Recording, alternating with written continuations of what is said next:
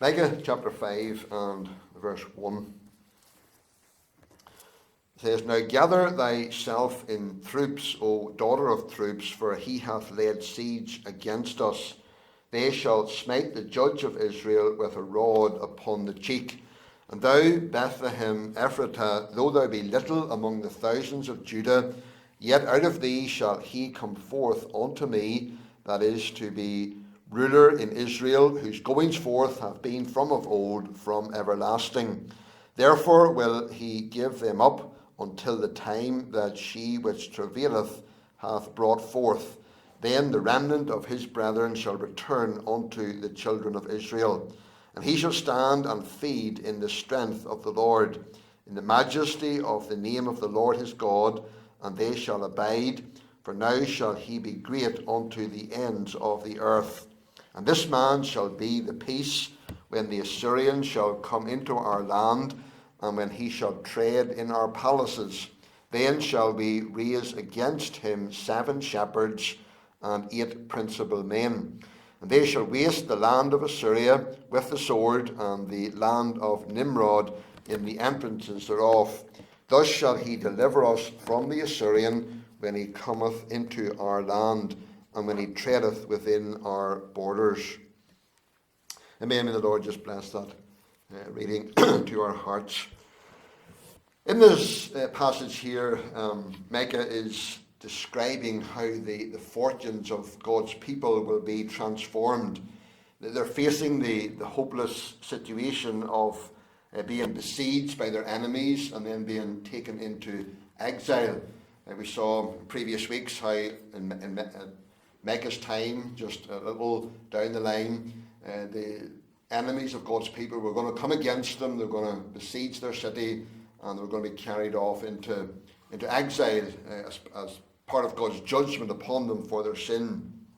And so Micah's describing here just the hopeless situation that the people were finding themselves, or were going to find themselves in. He describes in verse 1 the siege of the city of Jerusalem, and how their own ruler, their own earthly ruler, will not be able to deliver them. Verse 1 it says, Now gather thyself in troops, O daughter of troops, he hath laid siege against us. They shall smite the judge of Israel with a rod upon the cheek. So he's describing here the siege of the city, and how the ruler, who was the king of Judah at that time, how he wouldn't be able to deliver them from their enemies. He can't even rescue himself from personal abuse.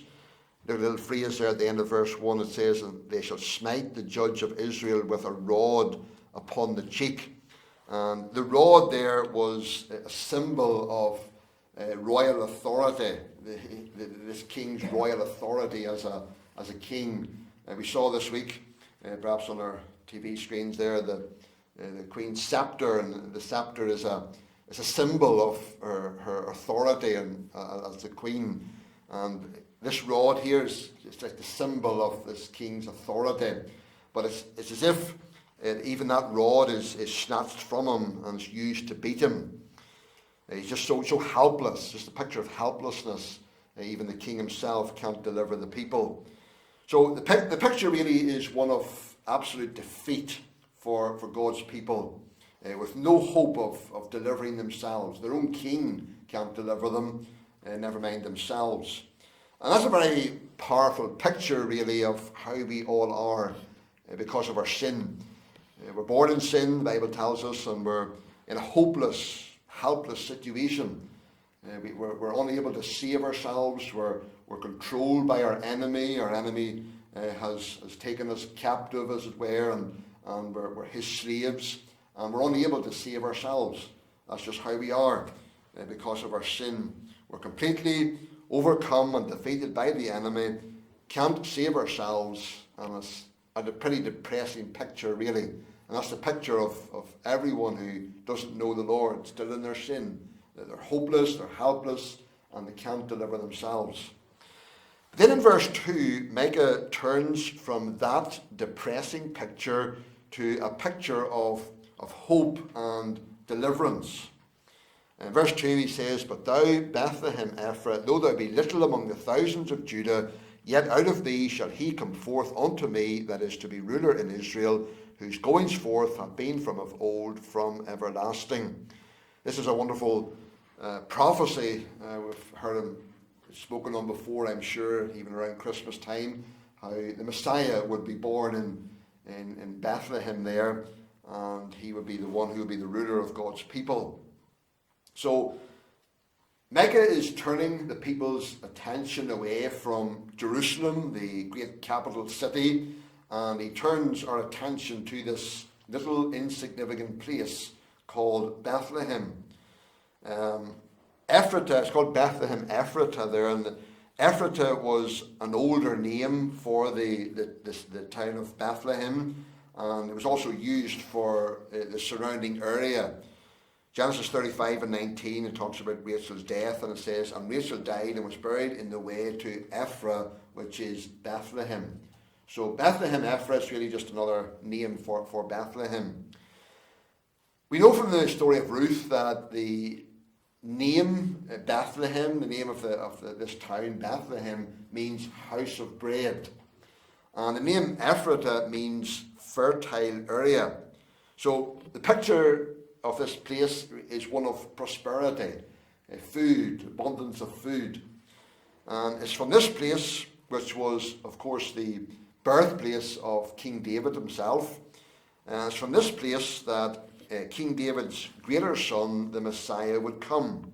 And we know from the Gospels that that's where Christ was born, in the town of Bethlehem. Micah says that this place was little among the thousands of Judah. Meaning, this little town of Bethlehem, it was really a politically insignificant place. Saying it was little didn't necessarily mean that it was small as in regard to its size, but it was politically insignificant. There was no significance politically to this place. And this shows us that God's ways are not our ways. His wisdom is far above human wisdom, because human wisdom would say, if you're going to bring a great deliverer into the world, well, let him be born in the capital city or some other significant place. If he's going to be a great king, let him be born in a palace or somewhere in the midst of royalty. That's how worldly wisdom thinks. Advertise yourself, make sure you're well known. But God's wisdom is, let him be born in a humanly and politically insignificant place. Let him be born not even in a house, but in a stable of all places. God's deliverer, the Messiah, was coming not to be ministered unto, as he himself said, but to minister and to give his life a ransom for many.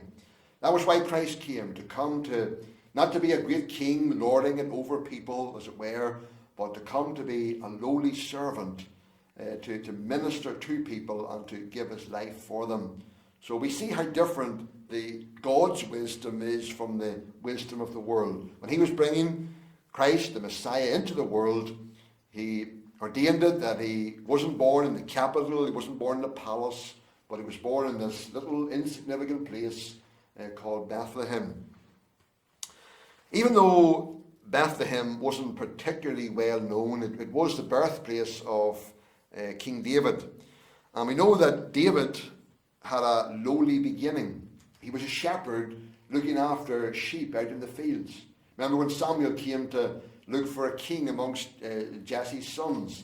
They didn't even bring David in at the beginning. He was out there in the fields. He was a nobody, as it were. He had very humble beginnings, very lowly beginning, just looking after sheep out in the fields. But 2 Samuel 7 and verse 8 says, "Thus saith the Lord of hosts, I took thee from the sheepcote, from following the sheep, to be ruler over my people, over Israel." So God was the one who exalted David from very lowly beginnings to make him the greatest king over Israel. So whenever God then was looking for a new ruler, King David's greater son, who would rule over his people forever, he went back to the same lowly beginnings, the same lowly and insignificant beginnings, the town of Bethlehem. And that's where God caused the Messiah to be born, in this little insignificant place. And this ruler, we're told here in verse 2, wasn't just any ordinary man. It says there that his goings forth, or his origin, has been from the days of old, from everlasting. His goings forth, or his origin, was from the days of eternity. So this ruler who's going to come in the future, he was from all eternity. He had no beginning. This is none other than God himself. He had to be God in order to truly save us from our sin and to reconcile us back to God. You know, whenever you're talking to people, you'll come up against some individuals who will say that Jesus wasn't God. And a lot of the major religions in the world will deny the deity of Christ. They would say Jesus Christ, he was a great prophet and he was a great man, but he wasn't God. But whenever people deny that Jesus was God himself, then they really are robbing him of his ability to save. Because if Jesus wasn't God, then he couldn't have taken our sin, he couldn't have bore our sin, and he couldn't have reconciled us to God again. He had to be God and man. That's why he came and took a human nature. He had to be both God and man, so that he could be that mediator to go between us and God and to reconcile us back to God. So this whole prophecy here shows us that Israel's deliverance from their hopeless state of bondage there in captivity, that their deliverance that was going to come through this coming deliverer, that's just a picture and a type of a greater deliverance. The deliverance of his people from the captivity and slavery of sin. That's really the point of this prophecy. Yes, it was given in the time that Israel were facing captivity and exile and this hopeless situation of being in captivity by their enemies. And they're given this promise that this deliverer would come. But that is just a picture that is pointing us to the greater deliverance of our deliverance from sin, our captivity to Satan and sin, and how Christ came to deliver us from that great captivity, a captivity that we could never, ever deliver ourselves. Verse 3 tells us about the way that the Lord will deliver through the coming Messiah. In verse 3 it says, "Therefore will he give them up until the time that she which travaileth hath brought forth. Then the remnant of his brethren shall return unto the children of Israel." So this tells us about the way that the Lord is going to deliver through this coming Messiah. Israel is going to be abandoned by God, to be taken into exile by her enemies. And the Davidic line of kings, that's the line of kings that came from David, they were going to go into obscurity, meaning that they were no longer going to exist. We know at the time of the exile that the kings of Israel and Judah, that they came to an end. There was no more kings reigning after that time. But this abandonment by God of his people, it's only going to be for a limited time. It will be, as verse 3 says, until she which travaileth hath brought forth. And so this is probably a reference to Isaiah's prophecy, the well-known prophecy there in Isaiah 7:14 about the virgin conceiving and bringing forth a son. And that prophecy of Isaiah's was given 30 years before Micah's prophecy here. And so Micah's probably referring to that prophecy that the virgin is going to conceive and bring forth a son. And when that son is born, what will happen? At the end of verse 3 it says, "The remnant of his brethren shall return unto the children of Israel."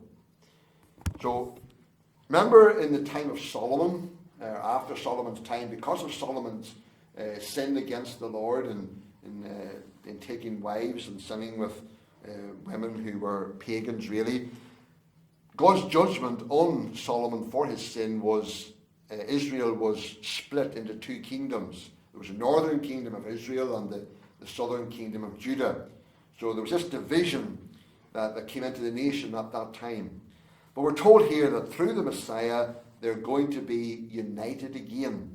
It says there that his brethren, the remnant of his brethren, shall return unto the children of Israel. So through the Messiah, the people of Israel are going to be made one again, brought back together again.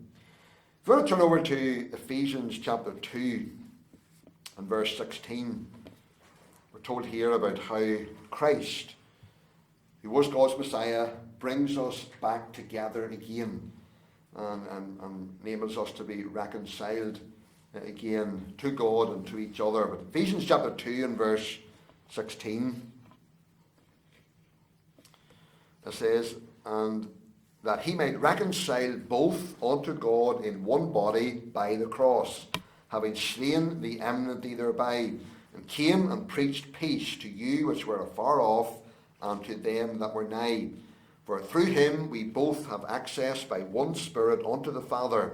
Now therefore ye are no more strangers and foreigners, but fellow citizens with the saints and of the household of God, and are built upon the foundation of the apostles and prophets, Jesus Christ himself being the chief cornerstone, in whom all the building fitly framed together groweth unto an holy temple in the Lord. So Paul reminds us there that through Christ and through the work of the cross, Jews and Gentiles have been reconciled to each other, have been brought together, and have been made into one body and into one building. And this is the great work that Christ came to accomplish, was to reconcile Jews and Gentiles together, making them one body, making them all the true people of God, and making one fold and one shepherd. If you want to turn back to Ezekiel 37 and verse 22, it says, and I will make them one nation in the land upon the mountains of Israel, and one king shall be king to them all, and they shall be no more two nations, neither shall they be divided into two kingdoms any more at all. And in John 10 and verse 16, Jesus said, and other sheep I have which are not of this fold, them also I must bring, and they shall hear my voice, and there shall be one fold and one shepherd. So this is a great work that Christ came to accomplish, to bring men and women together, making them into one body, making them into one fold. He came to completely reverse the effects of the fall, which is to split people apart, to divide people, and through the work of Christ, he brings them together again and makes them one in himself, making one fold and one shepherd. He is the good shepherd, as he said there in John 10. Verse 4 then, Micah continues with that thought when he says, and he shall stand and feed in the strength of the Lord, in the majesty of the name of the Lord his God, and they shall abide, for now shall he be great unto the ends of the earth.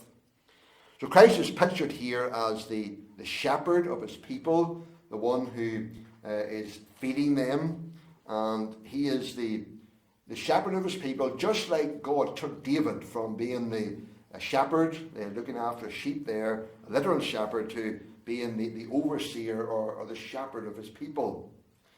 And it says here that he shall stand and feed in the strength of the Lord. So the success of the good shepherd as he shepherds his people is that he recognizes that as a true king and shepherd of God's people, he doesn't act in his own strength, but in the strength of the Lord. It says he reigns in the majesty of the name of the Lord. His authority came from God himself. And even Christ himself, when he was here on earth, many times he said that. He said, I came not to do mine own will, but the will of him who sent me. Christ realized that he was here in this world under the authority of his Father, and he came to be the shepherd of his people and to be our shepherd, having been sent by God himself. And it was in the strength of his Father that he accomplished all that he accomplished when he was here on earth. And it's in his strength, the Lord's strength, that he continues to be our good shepherd and to look after us and to care for us. Micah says there in verse 4, little phrase toward the end there, they shall abide, or that could mean they live securely. Through Christ, we his people enjoy the benefits and blessings of having Christ for our King. We've been reminded over this past week or so with the death of the Queen of some of the privileges that we enjoy, that we have enjoyed with having Queen Elizabeth as our Queen, and we now have Charles as our King. We enjoy certain blessings and privileges here as citizens of the United Kingdom because they are our King, because Charles is now our King and he's the one who's reigning over us. Well, how much more wonderful to enjoy the blessings and the benefits of having Christ as our King. And it's wonderful tonight to know that no matter whatever might ever happen to us, no matter where we go, no matter what we do, that we enjoy the blessings and the benefits of having Christ as our King. The world out there tonight, they don't know the Lord, they don't have the Lord as their shepherd. It's one of the greatest tragedies with regard to those who don't know the Lord, that they don't have him as their good shepherd, looking after them and caring for them and providing for them and bringing those blessings to them that they can enjoy as the blessings of him being their King. But that's our privilege tonight as Christ's sheep, as those who belong to him. And then in verse 5, Micah says, and this man shall be the peace. And this is another wonderful blessing that the Messiah will be to his people.